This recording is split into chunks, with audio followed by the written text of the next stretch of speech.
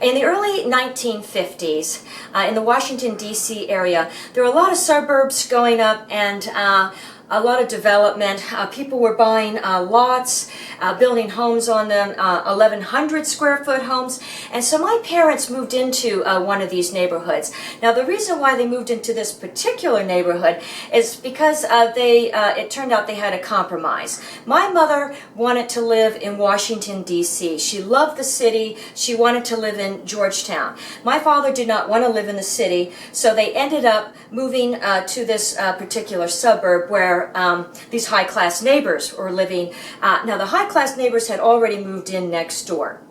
And basically what happened is they misjudged the neighborhood. They thought they were moving into a high-class neighborhood, and it really turned out to be a middle-class neighborhood. Now, when the high-class neighbors moved in, there's a golf course at the end of the street. There's a park right next door. And but it turned out, the neighborhood turned out to be a middle-class working neighborhood. People were driving station wagons. They had to do their own laundry, their own house cleaning, their own mowing their lawns, this kind of thing. They were eating TV dinners, eating out of cans, canned food. And so the high-class neighbors felt they were very high-class and felt that these were not their kind of people. They felt the neighborhood was very low-class. Now, they considered themselves very high-class because they were driving Mercedes, they were driving Audis, they had maids, they had a nanny, they had gardeners, they had, oriental rugs on the floor that you were not allowed to walk on. They had antique furniture that you were not allowed to sit on. They were collecting French art, and they had that displayed all over their walls. They loved everything French, so they were doing French cooking. They had little French candies in these metal things, raspberry hard candies. You were not allowed to bring any candy in with wrappers on, anything like that. They had no driveway leading to their house. They felt that was very low class, so they parked on the street. They had no central air conditioning, they felt, or fans going in the humidity in Washington, D.C. back then when it was well over 90 every day. They felt that was very low class to have that kind of thing going on. So I thought that these folks were basically very eccentric type people. Now, the father was working in the basement for 14 years, building a model home of the new house that they were someday going to live in. He was designing it and everything, so that they could get out of this very low-class neighborhood and get to a high-class neighborhood, like where they belong. So I don't know why it took him 14 years in the basement doing that when you would think that he must be building it to scale down there. I don't know what was going on, but it doesn't make any sense. But the daughter, Carol, that is my age, she and I were in a class together in the 6th grade.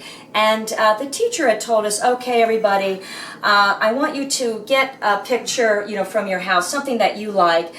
Bring it in, a photo, a picture, whatever. Bring it in, and you will paint that picture here tomorrow. So everybody, brought in their pictures. So, we're working at our desk, looking at our photos or whatever, and then, painting, like this. Now, I happened to look up, and I saw that Carol had brought with her that Carol had brought her trash can to school, to paint. And so this trash can was, I would say, like this tall, a metal oval-shaped can, dark black, solid black background. It had a beautiful cardinal on there with leaves and, green leaves and things like that.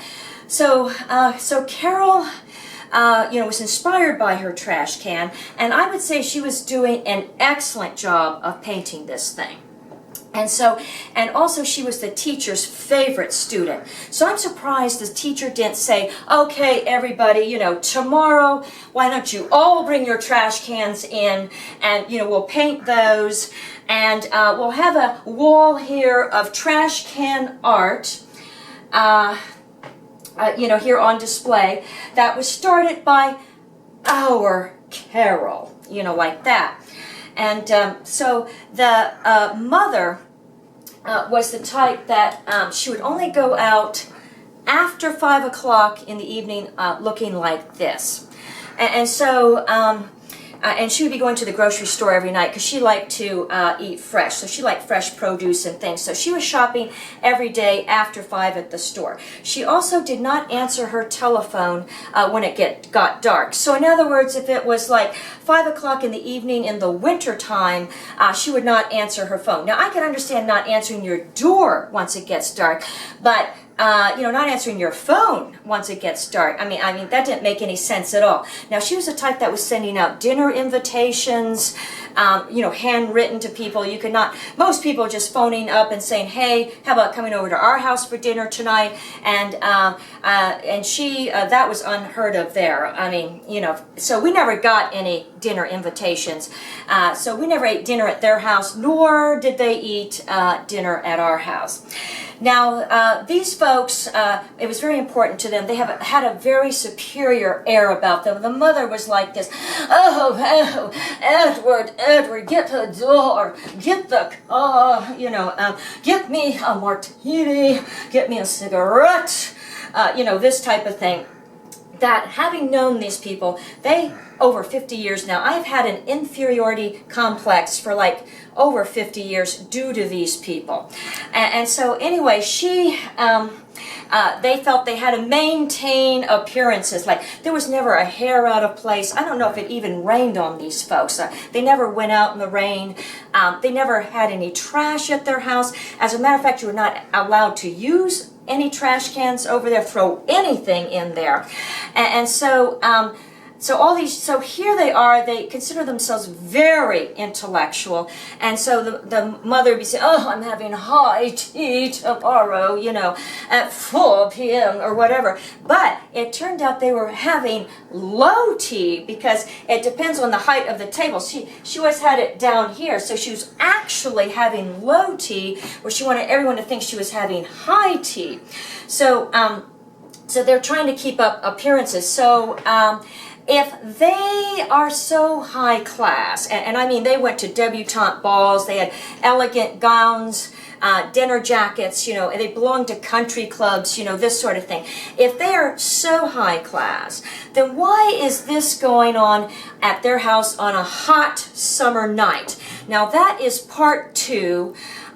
Where I'm going to do a reenactment here. This is part 1 at the moment of these high-class neighbors. I'm going to do part 2, which is a reenactment of what is going on up there on these hot summer nights. Thank you for watching so far.